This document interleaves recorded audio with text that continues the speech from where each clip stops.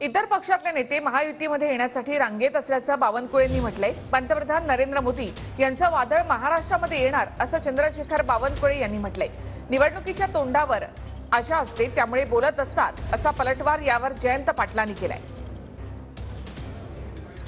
जसे जसे दिवस येतील मोदीजींच्या नावाचं वादळ जसं जसं महाराष्ट्रात येईल तसे तसे एकनाथजीकडे, अजितदादाकडे, आमच्याकडे, आमच्या महायुतीच्या पक्षाकडे हा मोठा एक पक्षप्रवेशाचा सुद्धा त्या ठिकाणी निमंत्रण येतात आहे। आणि त्यामुळं महायुतीमध्ये इतके घटक पक्ष जुळणार आहेत की महाविकास आघाडी यांच्या स्टेजवर तुम्हाला फक्त नेते दिसतील आणि समोर कोणीच दिसणार नाही।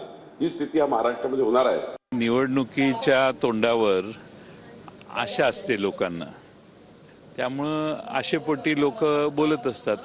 शेवटी सत्तेत येण्यासाठी ज्यांची ज्यांची मदत मिळवण्याची गरज आहे त्या सर्वांची मदत मिळवणे आणि काही होऊन सत्तेत बसणे असा प्रयत्न काही लोकांचा आहे। त्यामुळं सतत कोणी ना कोणीतरी आमच्या पक्षात येणार आहे असं सांगायची म्हणजे स्पर्धा समोरच्या बाजूला आहे।